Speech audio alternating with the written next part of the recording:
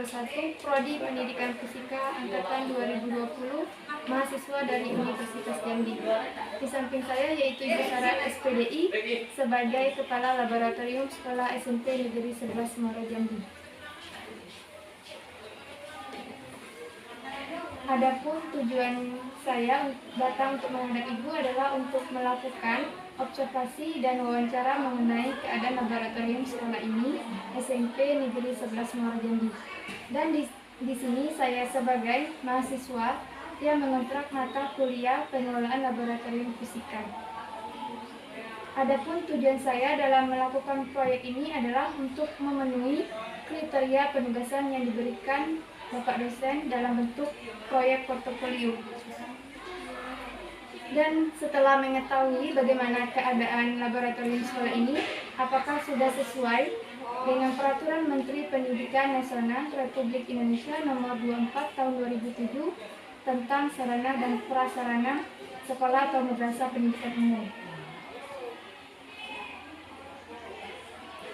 Setelah laporan tersebut selesai, maka saya dari pihak mahasiswa akan memberikan solusi mengenai kondisi laboratorium sekolah ini sesuai arahan dari Bapak dosen yang berkaitan dengan kelayakan laboratorium sekolah sesuai kriteria nasional. Baiklah Bu, pertama saya sangat berterima kasih kepada Ibu Sarah SPDI sebagai Kepala Laboratorium Fisika Laboratorium sekolah ini atas kesediaan Ibu sebagai narasumber saya. Nah, pada kesempatan ini saya akan mengajukan pertanyaan umum yang mewakili seluruh data-data mengenai laboratorium sekolah ini. Baiklah Bu, marilah kita mulai wawancaranya. Nah Bu, untuk pertanyaan pertama, kapan laboratorium ini dimulai dibangun? Kalau laboratorium IPA yang sekarang itu dibangun tepatnya pada bulan September sampai Desember itu pada tahun 2018 ini. Nah, apakah ada dasar dalam membangun laboratorium sekolah ini? Kalau dasar-dasar pembangunan laboratorium itu sudah mengacu pada PP nomor 19 tahun 2005 tentang Standar Nasional Pendidikan, yaitu pasal 42 ayat 2 dan pasal 43. Nah, kalau pasal 42 itu kan berisi tentang setiap satuan pendidikan wajib memiliki prasarana yang meliputi lahan, ruang kelas, ruang pemimpin. Dalam satuan pendidikan itu biasanya itu kepala sekolah, terus ruang pendidikan atau ruang belajar, ruang tata usaha, ruang perpustakaan, dan ruang laboratorium, ruang bengkel, ruang unit produksi, ruang kantin, instalasi daya dan jasa, tempat olahraga ya, tempat beribadah, tempat bermain, dan ruang tempat lain yang diperlukan. Yaitu. Nah, untuk pertanyaan selanjutnya, bagaimana proses penyediaan sarana dan prasarana yang ada di laboratorium sekolah ini? Kalau proses penyediaannya itu biasa diajukan sebagai kepala labor. Saya diminta untuk mengajukan itu setiap awal tahun. Awal tahun bukan awal tahun pembelajaran, tapi awal tahun misalnya bulan Januari. Yaitu kadang saya itu membuat langkah-langkah. Ya, yang pertama itu menyusun daftar kebutuhan. Apa saja kebutuhan yang akan dibutuhkan pada saat praktikum, baik itu IPA, biologi maupun kimia.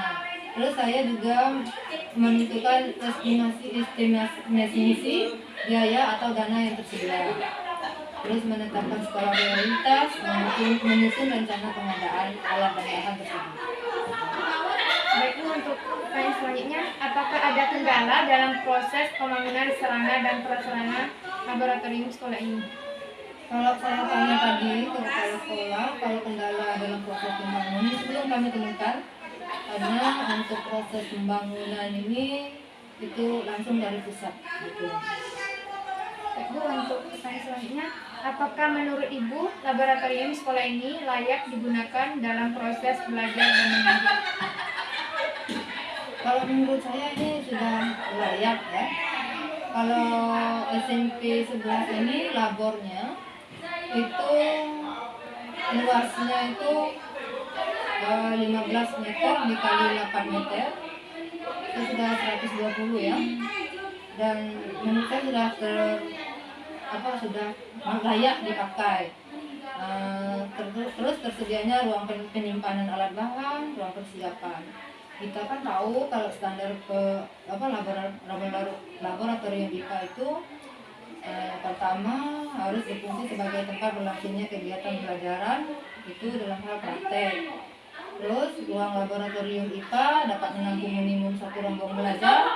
Kalau menurut saya sudah di sini sudah, karena kalau 120 dibagi itu sudah mencakup ke jumlah siswanya, sudah pas gitu. Terus rasio minimum luas ruang laboratorium untuk satu peserta didik itu 2,4 meter persegi itu sudah pas kalau menurut saya.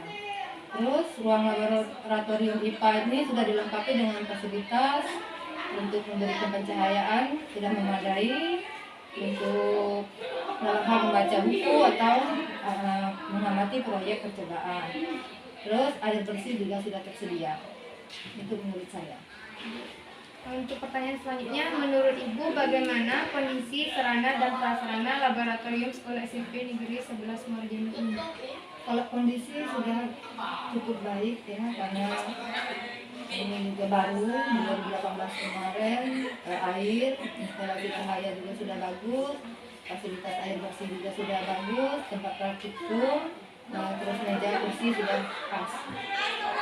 Untuk pertanyaan selanjutnya, apakah pihak sekolah sering melakukan renovasi maupun perawatan dari sarana maupun prasarana sekolah tersebut? Kalau untuk perawatan, renovasi itu kami sering melakukan, misalnya kalau ada kerusakan itu langsung direnovasi, diperbaiki. Itu biasanya kerusakan itu berupa pencahayaan atau lampu, terus air bersih. Itu sering dilakukan, dicek ulang adakah yang perlu diperbaiki atau tidak. Untuk pertanyaan terakhir, apakah ada rencana tentang kebijakan sekolah dalam hal meningkatkan mutu sarana dan prasarana laboratorium SMP Negeri 11 Muarajambi ini?